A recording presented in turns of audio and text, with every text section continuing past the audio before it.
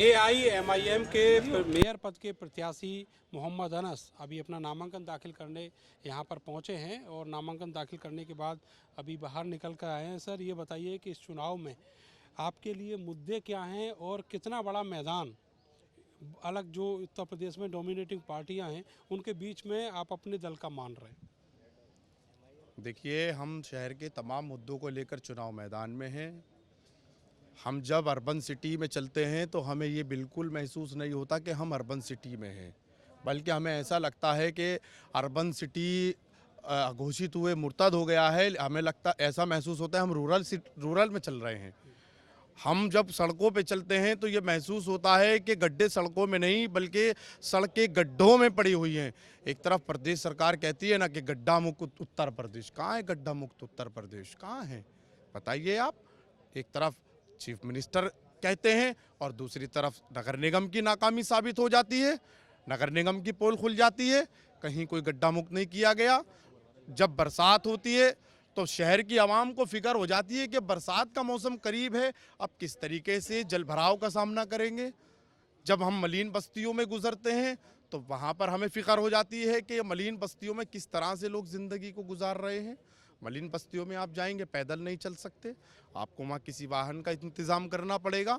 वहाँ पर गारा कीचड़ का हाल यह है कि एक एक फीट गहराई है गारा कीचड़ की। ये बताइए अनस भाई कि सपा और बसपा वो पार्टियां जो मुसलमान वोटर को अपना मानती हैं और वो हमेशा हर चुनाव में उन पार्टियों को वोट भी करता है, उनका कहना है कि मजलिस का प्रत्याशी अगर मैदान में है तो मानिए कि वो बीजेपी की बी पार्टी है। देखिए, बीजेपी की बी पार्टी हमें वही तमाम सियासी जमातें कहती हैं जो मुस्लिम लीडरशिप को कभी पनपने नहीं देना चाहती, जो मुस्लिम लीडरशिप को कभी नहीं पनपने देना चाहती।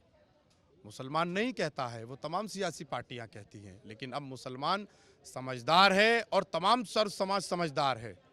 अब सबको मालूम है कि मजलिस इत्तेहादुल मुस्लिमीन की पॉलिसी क्या है। बैरिस्टर असदुद्दीन ओवैसी साहब जो अपने अल्फाजों का इस्तेमाल करते हैं उनका मकसद क्या है। हमारा मकसद किसी को हराने जिताने का कैसे हो सकता है भाई, कैसे हो सकता है। हम तो आवाम के लिए काम करना चाहते हैं, हमने काम करके दिखाया ना। हैदराबाद में हमने काम किया है, आप हैदराबाद जाइए, खुशहाली देखिए वहाँ पर। अच्छा, ये अतीक अहमद और उनके भाई अशरफ को अभी हत्या कर दी गई प्रयागराज में, उससे 2 दिन पहले उनके बेटे का भी एनकाउंटर हुआ था। इस पूरे मसले पर आपकी पार्टी का नज़रिया क्या है? देखिए, बैरिस्टर असदुद्दीन ओवैसी साहब तो जांच की मांग कर चुके हैं। असद का एनकाउंटर हुआ है, उसके बाद अतीक अहमद की पुलिस कस्टडी में हत्या हो जाती है। सवाल ये नहीं है कि किसी की हत्या हो रही है, सवाल यह है कि पुलिस कस्टडी में हो रही है। पुलिस कस्टडी में पुलिस के वेपन असद पे चल जाते हैं, लेकिन पुलिस के वेपन उन पे नहीं चलते जिन्होंने पूर्व एमएलए पूर्व एमपी की हत्या कर दी। पुलिस कस्टडी में पुलिस के वेपन वहाँ नहीं चलते। आपको साजिश नज़र आती है इसमें? देखिए, ये तो जांचते करेगी, ये तो जांचते करेगी। ओवैसी साहब ने केवल ट्विटर पे और जो वीडियो जारी करके ये बोल दिया कि इसमें जांच की मांग हो जाए, ठीक है, इतना काफ़ी है क्योंकि वो आपकी पार्टी के कहीं ना कहीं नेता भी थे।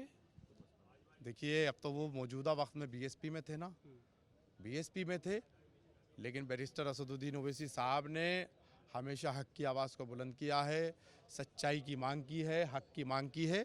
और हमारी मांग है ये जारी रहेगी कि जो भी ये हत्याकांड हुआ है इसमें सही तरीके से जांच हो कि इसमें चलिए, आप तो जांच की मांग कर रहे हैं, मायावती और अखिलेश यादव ने भी इसी तरह से मांग की, लेकिन देखा जाए अगर आप मुसलमानों का रहनुमा अपने आप को मानते हैं या फिर मायावती या अखिलेश मानते हैं तो ज़मीन पर उतर कर कहाँ संघर्ष हो रहा है? देखिए साहब, ऐसा है ना कि जो कानून के लिहाज से हम लोग कानून के दायरे में रह कर के मांग करेंगे ना, हम ज़मीन पर रह कर के ऐसा नहीं है कि कानून की लिमिट को क्रॉस करके हम किसी तरह का कोई आंदोलन या कुछ वो करेंगे, ऐसा नहीं है। हम कानून के दायरे में रह के कानून के तौर पे हमारा संघर्ष जारी रहेगा, मांग करते रहेंगे। क्योंकि हमारे लीडर ने मांग की तो हमारी भी मांग है, सही तरीके से जांच होनी चाहिए। अतीक का जो हत्या हुई, अतीक और उनके भाई की, आप मानते हैं कि वो कानून के दायरे में ही हुई वो हत्या? कानून के दायरे में कभी हत्या होती है क्या? हाँ।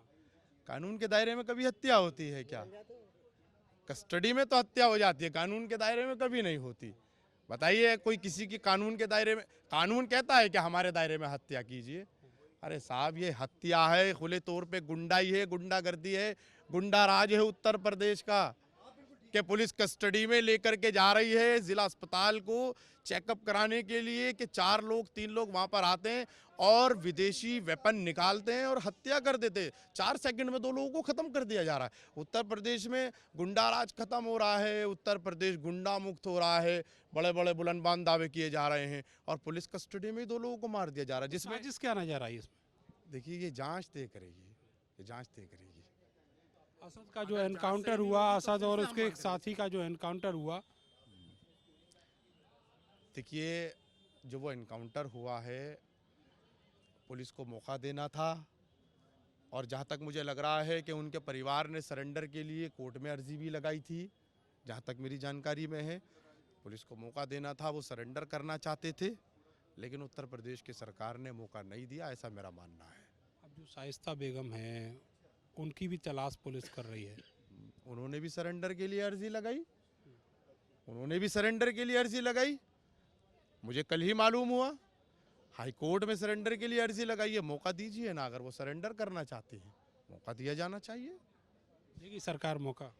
अब ये तो सरकार पे निर्भर करता है कि सरकार सिर्फ नामधारियों के नाम पर या एक कम्युनिटी के नाम पर मौका देगी नहीं देगी, ये तो सरकार की नीयत पे फैसला है कि सरकार इक्वालिटी पे काम करेगी कि सरकार सिर्फ एक समाज के लिए। मुसलमानों के लिए आपकी पार्टी केवल ट्विटर पर या वीडियो जारी करके जो मांग करती है इस पूरे मामले पे, इसके अलावा भी कुछ करेगी?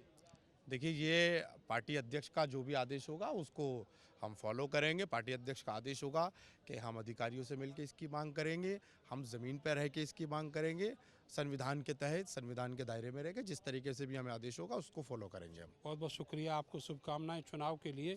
अभी जब पिछले साल यहाँ पर ओवैसी आए थे और उन्होंने मंच से कहा था कि अतीक अहमद जेल में है और उन्होंने जनता से सहयोग मांगा था कि वो अतीक अहमद के इंसाफ दिलाने के लिए जो है वो आवाज़ उठाए, और उन्होंने ये भी कहा था कि पार्टी उनकी अतीक अहमद और उनके परिवार को कानूनी मदद जो है वो भी दिलाएगी। लेकिन उसके बाद के किस तरह के हालात रहे ये पूरा प्रदेश जानता है, और अब फिर से वही आवाज़ जो है AIMIM की तरफ से बुलंद की जा रही है। कैमरा सहयोगी सानू के साथ मैं नरेंद्र, भारत समाचार, मेरठ।